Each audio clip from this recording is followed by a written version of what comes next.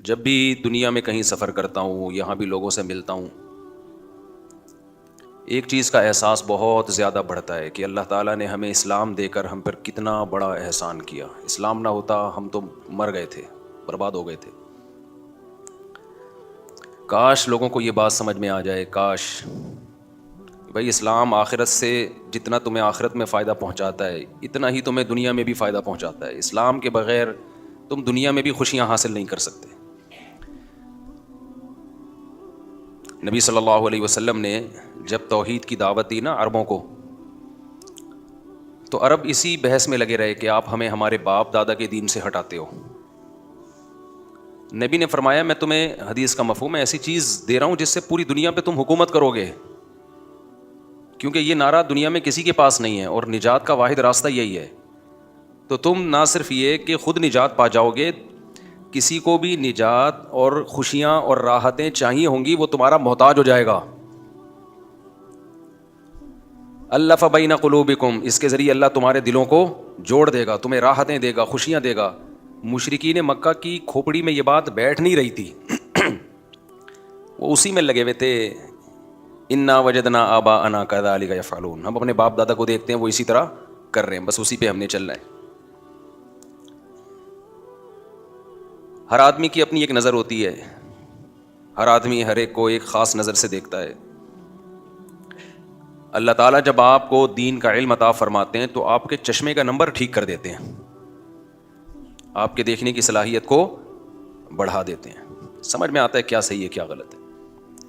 اور یہ میں اپنی طرف سے نہیں کہہ رہا، اللہ تعالیٰ نے یہ دعویٰ کیا ہے قرآن میں، یا ایھا الذین آمنوا ان تتقوا اللہ یجعل لکم فرقانا.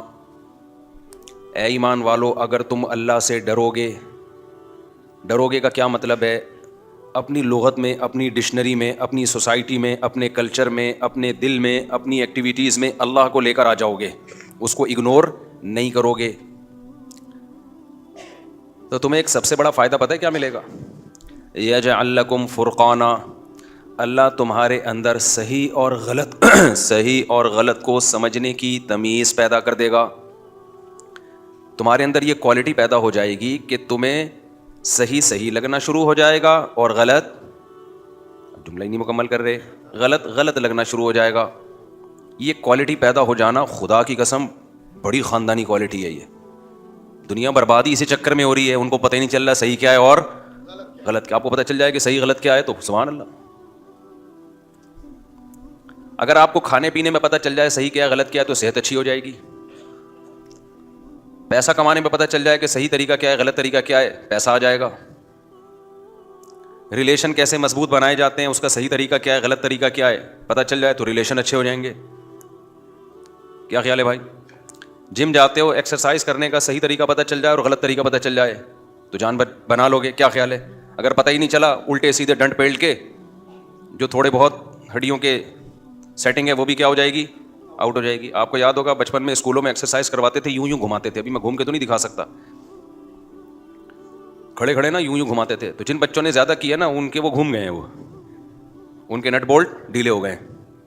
ایکسرسائز کا ایک اصول ہمیشہ یاد رکھو، جو نیچرل آپ کی باڈی کی موومنٹ ہے نا اسی موومنٹ پہ ایکسرسائز کیا کرو، اس موومنٹ کو چینج کرنے کی کوشش بولو مت کرو. اللہ میاں نے جو ہمارے جوڑ بنائے ہیں نا وہ اپنے حساب سے بنائے ہیں کہ ہمارے حساب سے، تو اس کو چینج نہیں کرو. آپ اس کو چینج کرو گے نا تو آڑے ترچے ہو جاؤ گے. یوگا میں کچھ ایکسرسائز ایسی ہوتی ہیں جو آدمی کو ٹیڑھا میڑھا کر دیتی ہیں ہمیشہ کے لیے، پھر سیدھا ہی نہیں ہوتا کبھی بھی وہ. تو کبھی بھی اپنی الائنمنٹ کو چینج کرنے کی کوشش مت کرو، جو جس کام کے لیے ہے. دیکھو